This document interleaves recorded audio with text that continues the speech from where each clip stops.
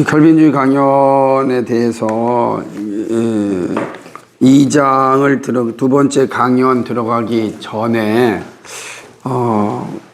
지난주에 너무 빨리 끝나다 보니까 뒷부분이 조금 소홀히 여겨졌던 부분이 있어서 그 부분을 좀 정리를 하고 들어가는 것이 좋겠다 이렇게 생각을 합니다. 그래서 오늘은 47페이지부터 한번 좀 보고 가도록 하겠습니다.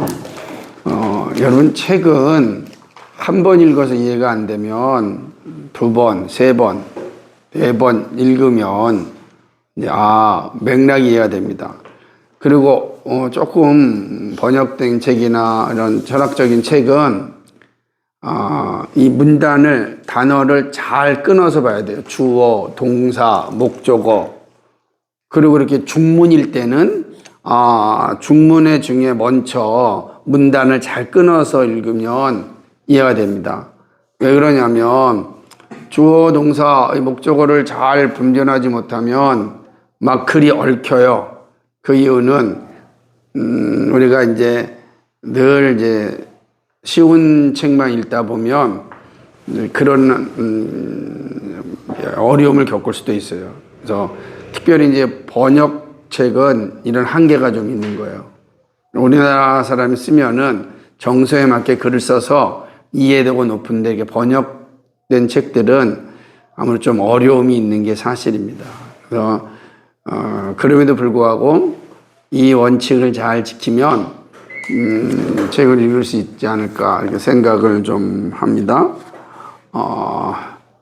지금 녹화되고 있는 거죠? 네.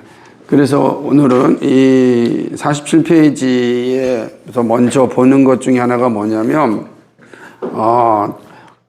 이 아브라함 카이퍼가 역사를 쭉 설명하면서 인류의 발전을 좀 넓은 흐름으로 보게 되면 우리가 이제 역사적인 기록이 남겨진 시대를 본다면 이 바벨론, 페르시아 이 시대로부터 진행될 수 있다라고 보는 거예요.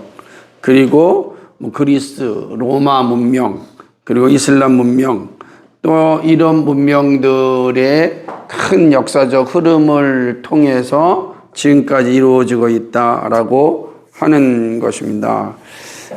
그리고 이제 이런 큰 혁명은 마침내 프랑스 대혁명의 시대까지 오게 되었고, 사람들은 지금 이제 그렇게 보면 전 역사는 고대 문명, 그 다음에 고대 문명은 이제 이집트, 바벨론, 페르시아, 그 다음에 그리스, 로마라고 하는 까지 큰 문명이 있고, 그 이후에 주어진 로마 캐톨릭 문명, 그 다음에 이슬람 문명, 그리고 이제 프랑스 대혁명을 통하여서 나타난 현대주의 문명, 이런 쭉 흐름들이 우리 시대를 지배하고 있다라고 하는 것입니다. 그런데 그런 문명의 흐름 가운데 가장 젊은 문명이라 할 수 있고, 또는 영향력을 현대에 가장 많이 미치고 있는 그런 어떤 체계가 있다고 한다면 그건 바로 칼빈주의다, 이렇게 이제 이야기하는 것입니다. 그리고 칼빈주의는 그러니까 전 역사의 흐름을 볼 때 가장 현대적인 그런 어떤 영향력을 주고 있다라고 하는 겁니다. 이제 그러니까 역사적으로 또 지리적으로 또 볼 수 있는 측면이기도 한데, 여기서 아브라함 카이퍼는 한 가지 더 강조하는 측면이 뭐냐면, 모든 높은 인간 발전에 물리적 기초가 하나가 있다. 그게 바로 혼혈이다라고 하는 거예요. 그러니까 여러 가지 우리가 이제 예를 들자면은 하나님과의 관계, 또 사람과의 관계, 사회의 관계 속에서 각 종교들이 혹은 각 체계들이 어떻게 반응하고 있는지 살펴봤잖아요. 그런데 이런 것 가운데 하나를 더 좀 아브라함 카이퍼가 제시하는데 그것은 바로 혼혈이다. 물리가 높은 인간 발전에 있어서 물리적 기초로서의 혼혈을 말하고 있는 이게 참 의미 있는 표현입니다. 그러니까 아브라함 카이퍼의 독특한 장면이라고 볼 수가 있는데 뭐냐면 그 인류 역사를 보게 되면은 종족들이 모여 있는 데도 있고 흩어져 있는 데도 있다. 그래서 이 종족이 연합된 데, 혼혈된 데를 보니까 사실은 더 문화가 발전되었고 확장된 것을 보게 된다. 그러지 않고 고립된 데를 보게 되면은 매우 독재적이고 폐쇄적이면서 그 안에 존재하게 된다라고 하는 거예요. 우리나라도 천주교가 들어오고 일본 문명이 들어올 때, 서문명이 들어올 때, 그 흥선대원군이 한 정책이 뭡니까? 쇄국 정책이잖아요. 우리끼리만 살겠다. 다른 어떤 문명도 가지지 않게. 만약에 쇄국 정책을 썼다고 한다면 우리는 어떻게 됐을까? 그죠? 정말 그냥 닫혀있는, 썩은, 고인 물과 같은 그러한 존재로 가지 않았을까 생각을 해보는 거죠. 그런데 서구 문명을 받아들이고 그들의 체계가 우리 안에 들어오면서 정말 문명의 새로운 발전들이 일어난 걸 이제 보게 되는 것입니다. 그러니까, 그렇듯이, 인류 문명 발전에 아주 큰 영향력을 준 것 가운데 하나가 혼혈이라고 하는 개념이에요.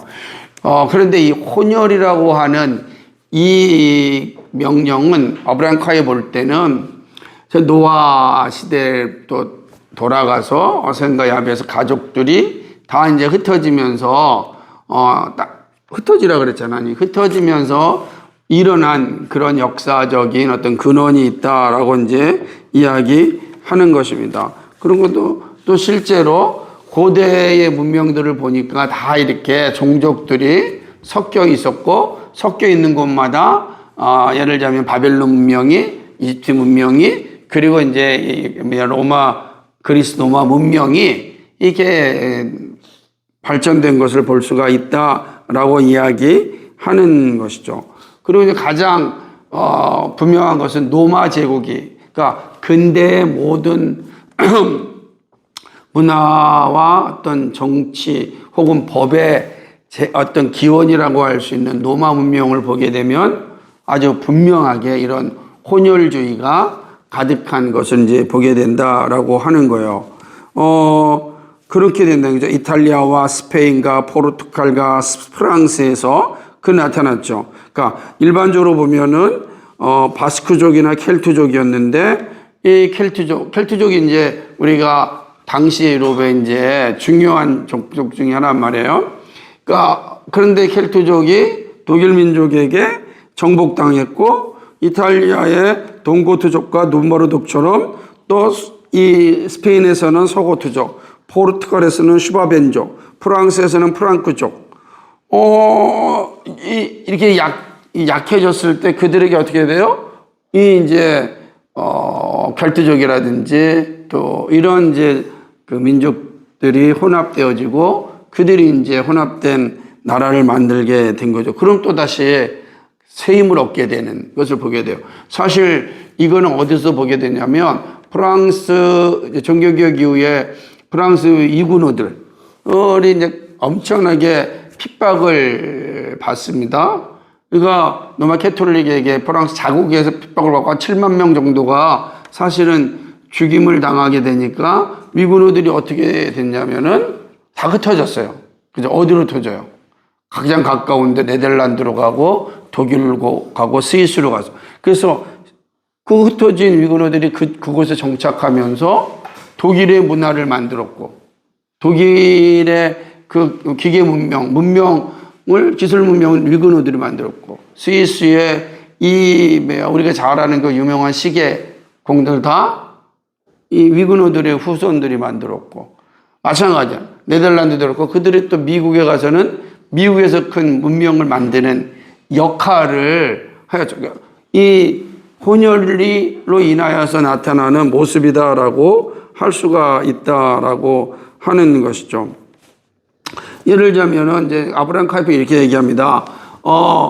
만약에 유럽에서 합스부르크 왕가까지 가장 강력한 그 세력이잖아요. 나중에 이런 거를 들으면 한번 인터넷도 뒤져보고 뭐 유튜브도 보면 합스부르크 왕가와 부르봉 왕가 이 왕족들의 역사가 잘 나타나는데 만약 이 합스부르크와 부르봉 왕가가 사실은 합쳐지지 않았다고 한다면 지금의 유럽이 존재할까? 그러니까 유럽이라는 게 이런 종족들의 혼혈을 통하여서 사실은 일어나게 됐다라고 하는 거죠. 그러니까 예를 들자면 그 프랑스도 마찬가지고 오렌지가와 또 호헨촐르카가 이렇게 서로 연혼을 함으로 사실은 또 엄청난 또 문명을 만들었다라고 이야기하는 거예요. 그러니까 인류 역사는 단일 종족으로 나타나지 않고 이렇게 혼합을 통하여서 역사가 일어난 거죠. 그러니까 우리나라도 백이민족이라고 자랑하지만 사실은 우리는 백이민족이 아니잖아요. 얼마나 많은 혼혈이 우리 안에 있는지 몰라요. 그러니까 그런 것처럼 혼혈이 결국은 국가 발전이나 인류의 어떤 고양된 삶을 살게 하는데 큰 역할을 하였다라고 하는 것이죠. 그런데 왜 이렇게 강조하냐면 그런데 그 역사를 보게 되면은 칼빈주의가 가장 폭넓게 융성한 나라들을 보게 된다면 다 온갖 방식으로 이런 종족 교류가 있었다라고 하는 거예요. 그러니까 예를 들면 스위스에는 지금도 뭐가 뭐냐면 우리처럼 한글이 그냥 국어가 아니에요. 거기는 뭐냐면은 독일어가 있고 또 프랑스어가 있고 불어가 있고 영어도 있고 그러니까 한 나라의 국어가 4개로 있는 거예요. 스위스어도 있고 그러니까 그 작은 스위스가 정말로 지금 이게 이제 세계사적으로도 부강한 나라로 살지 않습니까? 그러니까 이런 것들을 보게 될 때는 이런 어떤 칼빈주의가 가는 곳마다 어쨌든 이런 종족 간의 연합이 일어났고 그것마다 엄청난 이제 부와 명예와 또 인류의 삶에 어떤 이렇게 고향이 일어났다 이렇게 이야기하는 거죠. 그래서 프랑스에는 고을족이 프랑크족과 부룬군디족과 결합하였고 네덜란드에서는 켈트족과 웨일즈인과 독일인이 연합과 네덜란드가 한 종족이 아니라 이 3개 종족이 프랑스가 한 종족 존재하는 것이 아니라 4개 종족이 존재한다라고 하는 거죠. 실제로 이런 종족이 가장 백화점과 같은 나라가 있다면 어디겠어요? 미국이라는 거예요. 그러니까 아브라함 카이퍼가 갔을 때 미국이라는 나라는 유럽의 역사를 보았을 때 가장 풍성한 이 종족 간의 연합이 일어난 나라다. 그러면 뭘 의미하겠어요? 그래서 지금도 세계사에서 가장 많은 영향을 미치는 나라가 미국이잖아요. 그리고 미국을 보게 되면 무슨 출신? 얘기하는 거죠. 뭐 아프리카계 미국인, 아시아계 미국인, 뭐 어디계 미국인, 인도계 미국인. 그거 보게 되면 순수한 백인은 없잖아. 그런데 예를 들자면은 우리가 잘 알고 있는 애플의 CEO, 마이크로소프트사의 CEO 이분들은 뭐예요 지금? 다 인도계 이 나오는 거지. 혼혈되었다는 거지. 그리고 이번에 미국의 대통령도 마찬가지고 그 해리스 여사 그 대통령 후보로 나온 사람도 순수 백인이 아니잖아. 그러니까 그러면 뭐 트럼프가 순수 백인인가? 또 그것도 아니잖아. 그러니까 마찬가지로 보면은 미국은 아주 그냥 종교적인 종족의 어떤 백화점이다. 그러니까 어떻게 보면 가장 문명적으로나 또 이런 삶에 있어서 높은 어떤 모습을 가지고 있다라고 하는 거예요. 그러니까 대부분 아브라함 카이퍼가 볼 때는 이런 겁니다. 그 나라가 백성들의 삶이 높아지거나 혹은 역사적인 어떤 건강성을 갖는 걸 보게 되면 혼혈되어 있는데, 문제는 이 혼혈이 가장 풍성하게 일어난 곳이 뭐냐? 그게 바로 칼빈주의자들이 들어간 곳이다 라고 이야기하는 것이에요. 그래서 칼빈주의는 로마교 통치하에서보다 훨씬 강렬한 혼혈이 일어나는 영역에서 확장되었다. 그거를 가장 분명하게 볼 수 있는 곳이 미국이다 라고 하는 거예요. 이해가 되죠? 그러니까 혼혈이 얼마나 중요한, 우리도 마찬가지잖아. 지금도 예를 들면 우리 교회 안에도 출신 중에 예를 들면은 우리 찬주 선교사가 캐나다인이랑 혼혈하였고, 그죠? 그 다음에 또 이신일 자매가 네덜란드가 혼혈하였고, 그리고 우리는 누구죠? 우리가 일단 안은경 선생님은 파키스탄계랑 또 이렇게 혼혈하였고, 그 파키스탄계 미국인이야 또. 그러니까 이런 것들을 이제 보게 되어지면 이 여기서 말한 것처럼 그게 맞다라는 거지. 그러니까 혼혈이 일어난 곳에서 정말로 새로운 변화가 많이 일어났는데, 특별히 칼빈주의가 그 역할을 충실히 하였다라고 하는 거죠. 그래서 예를 들자면 칼빈주의가 혼혈이라는 필수 조건을 만족시킬 뿐만 아니라 인간 발전 과정에서 이 점에 관해 좀 더 넓은 것은 사실이다. 그러니까 다른 종교들도 다 이렇게 교류를 하였지만 역사적으로 볼 때 칼빈주의만큼 이 부분에 있어서 확장된 것은 없다라고 이제 이야기하는 것입니다. 그게 이제 칼빈주의가 가지고 있었던 그 모습인 것이죠. 그리고 이제 또 하나는 또 하나 이제 여기서 얘기하는 것은 인류 발전 과정에서 오직 칼빈주의의 영향하에서 공적 활동의 추천력이 백성들에서 나온다는 사실에서 동일한 절정을 또 보인다. 무슨 말이냐면, 자, 이전에 모든 다른 문명들의 발전은 국가 주도적이었다, 행정부 주도적이었다라고 이제 보는 겁니다. 그러니까 그런 측면에서 보면은 지금까지 모든 문명들 생각해 보면 국가가 주도했고 그 다음에 지시를 하면 백성들이 따라서 만들어 갔어요. 그런데 칼빈주의는 하나님과의 직접적인 관계를 강조하잖아. 그러니까 칼빈주의는 백성들 아래에서 어떻게 돼요? 사실은 자라나서 그리고 중심을 깨우는 일을 하였다라고 하는 거예요. 백성과 함께 일어났다라고 하는 것입니다. 그러니까 백성들 스스로가 추진력을 이제 창출하게 된 거죠. 그래서 근데 이것은 우리나라도 참 중요해요. 자, 보세요. 우리나라도 기독교가 들어왔을 때 처음에는 로마 캐톨릭은 어느 계층을 타켓으로 삼았냐면 양반 계층이었어요.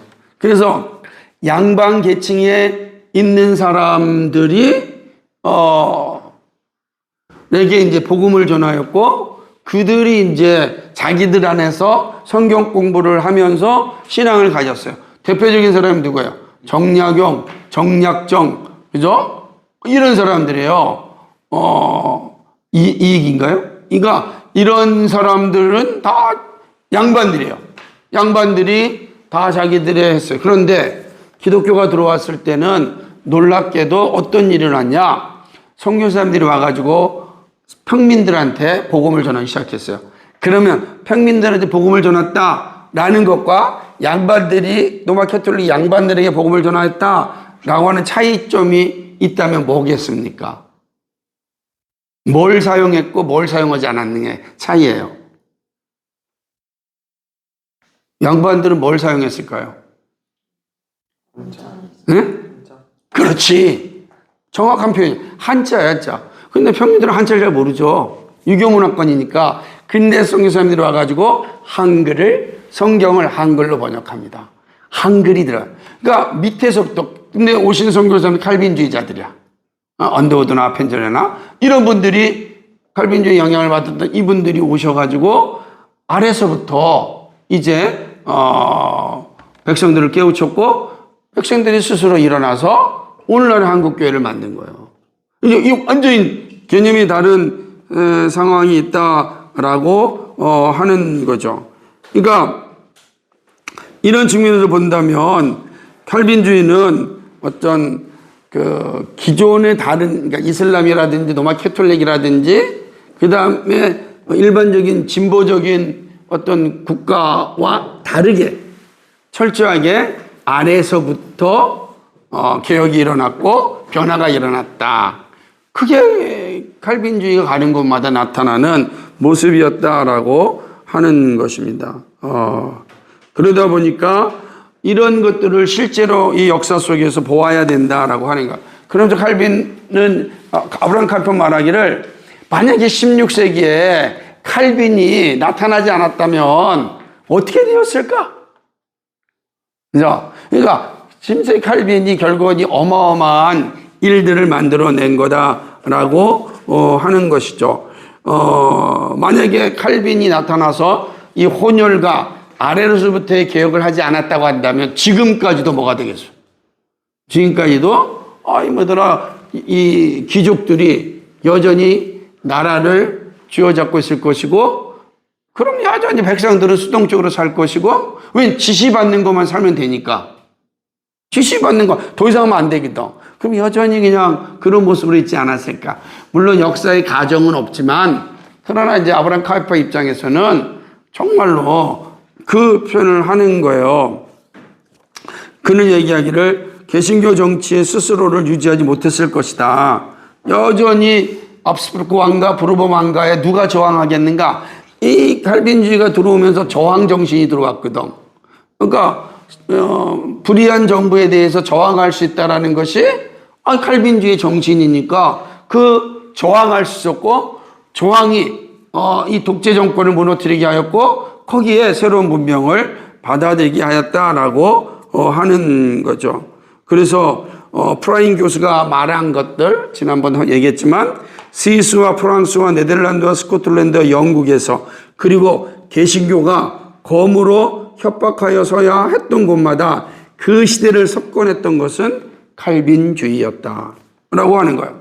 그러니까 이 검으로 협박하는 그곳에 딱 서 있었던 건 누구냐? 칼빈주의였고 칼빈주의가 그 나라를 다 어떻게 했어요? 변화시켰다라고 하는 거죠. 그래서 세계사에 나타난 이러한 반전은 인간 마음의 다른 원리를 심는 일이 아니고서는 그리고 인간 지성의 다른 사상 세계를 드러내 보이는 일이 아니고서는 일어날 수 없었다라고 하는 거야. 그러니까 인간 마음에 우리의 사상에 다른 원리가 들어오지 않았다고 한다면 세상 변화되지 않았을 것이다. 근데 우리 안에 뭐가 들어왔어요? 칼빈주의가 들어온 거지. 그것이 결국은 우리의 마음을 변화시켰고 우리의 생각을 변화시켰고 결국은 세계를 변화시켰다. 그 시간이 오래 걸렸지만 16세기에 시작하였지만 그것이 지금 변화돼서 온 세계를 칼빈주의가 가는 곳마다 변화가 일어났고 그리고 참된 자유의 정신이 나타났다. 그러니까 칼빈주의에 의하여 자유의 시편이 괴로운 양심에서 입으로 퍼져나오게 되었으며 칼빈주의가 헌법상의 시민권을 획득해서 우리에게 보장해 주었으며 동시에 이와 더불어 학문과 예술의 부흥을 후원하고 상업과 무역 그리고 아름다운 가정생활과 사회생활을 향한 새로운 길을 열고 중산층을 고귀한 지위로 격상시키고 박애가 충만하게 하였고 무엇보다 청교도적 진지함으로 도덕생활을 고양하고 순수하게 하고 고상하게 하자 한 강력한 운동이 서유럽에서 나왔다. 어디서? 바로 정경학 지장 서유럽이니까 프랑스와 독일과 스위스에서 오늘날 우리가 지금 건강한 가정생활하는 거, 도덕생활하는 거 이거 거기서 나온 거예요. 그러니까 우리가 스스로가 자유롭게 투표할 수 있고 그리고 정치적 발언을 할 수 있는 이 근원이 어디서 왔다? 이게 바로 서유럽에 왔다. 누구? 칼빈으로부터 왔다는 거예요. 오늘 우리가 예수를 예술답게 할 수 있고 마음껏 우리의 직장 생활을 자유롭게 할 수 있는 게 어디서 왔다? 이게 바로 칼빈주의.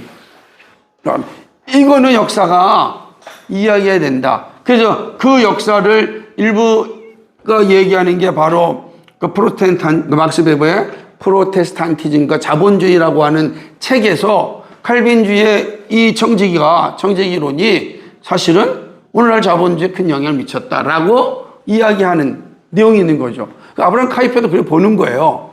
칼빈주의가 들어가는 곳마다 이런 변화가 났다. 그러니까 문명이 발전하였고 인간의 가치가 고양되었고 그 삶의 질이 높아졌고 그거는 이 사실이다라고 하는 거예요. 그래서 칼빈주의를 역사의 기록서에서 영영 추방하는 건 불가능하다. 왜냐하면 이 역사가 칼빈주의를 빼고서는 현대사가 칼빈주의를 빼고서는 설명할 수가 없다. 보세요. 우리나라도 기독교를 빼고는 현대사를 설명할 수가 없어요. 그런데 끊임없이 기독교를 없애려고 그러지. 교과서에서. 그러잖아요. 그거는 뭐 역사가 마찬가지야. 아브라함 카이퍼도 볼 때도 특별히 왜 그러냐면 프랑스 대혁명 이후에 현대주의가 나타나면서 종교를 공적인 정에서 없애버리니까 칼빈주의를 자꾸 없애려고 하는 거예요. 그러니까 아브라함 카이퍼가 현대주의가 아무리 그렇게 한다 할지라도 역사의 기록서에서 이거는 지울 수가 없다. 한국 기독교가 한국 현대사에서 얼마나 중요한 역할을 했는지. 물론 명함이 있어요. 나쁜 일도 했죠. 그러나 한국이 어떤 기본적 체계를 만드는데 너무 중요한 역할을 했다. 이거를 부정하면 안 된다는 거죠. 똑같은 개념이 나오는 거예요. 그러면서 이제 이 칼빈주의가 가는 곳마다 놀라운 변화가 일어났는데 그 변화의 한 시점으로서 남아프리카 공화국을 얘기하는 거예요. 남아프리카 공화국으로 이 칼빈주의가 증거되어짐으로 남아프리카 공화국도 새로운 변화와 발전을 일으켰다라고 하는 거지. 그 대표적인 게 보호전쟁, 지난주에 얘기했으니까 이 보호전쟁의 상태를 이야기하면서 그 의미를 말하고 있지만 다만 아쉬운 건 칼빈주의가 남아프리카 공화국에 또 아프리카에 전파되면서 거기에서도 삶의 질이 높아진 건 사실이지만 그렇다고 해서 칼빈주의가 마르고 닳도록 다 옳은 일을 한 건 아니잖아. 그러니까 시작은 옳은 거지. 보세요. 한국 기독교가 들어올 때 우리는 시작은 좋았지만 우리도 역시 타락한 모습을 가지고 있으니까 한국 기독교가 독재를 창송하고 칭송했던 그런 아픈 역사가 여전히 존재하듯이 이 칼빈주의가 들어갔던 이 남공화국에서도 이 잘못된 이해로 인하여서 노예 흑인들을 정말로 아주 박해하였던 pit박하였던 이런 끔찍한 역사는 단히 반성해야 되는 거예요. 그러나 원리로서의 이 모습이 중요하다. 왜? 이 칼빈주의가 들어가면서 혼혈이 일어났고 그 다음에 아래로서부터의 개혁이 일어났고 그래서 여전히 남아프리카 공화국은 생각을 해봐. 아프리카의 나라지만 가장 부강한 나라잖아. 그죠? 그런 것들을, 그리고 여전히 거긴 자유가 있고, 아프리카에서 정말로 끔찍한 인종 청소가 일어나지 않는 곳이 남아프리카 공화국이니까 우리는 그런 측면에서도 칼빈주의가 주은 그 아주 소중한 유산들은 기억할 수 있어야 된다. 이게 이제 지난주에 1장 마지막을 하면서 좀 더 설명을 좀 드리지 못했던 부분을 다시 한번 이제 좀 해야 될 것 같아서 말씀드렸습니다. 1차 여기까지가 이제 지난주에 한 모습이고요. 이제 잠시 쉬고 오늘은 이제 두 번째 칼빈주의와 종교 부분, 첫 부분을 하도록 하겠습니다. 예.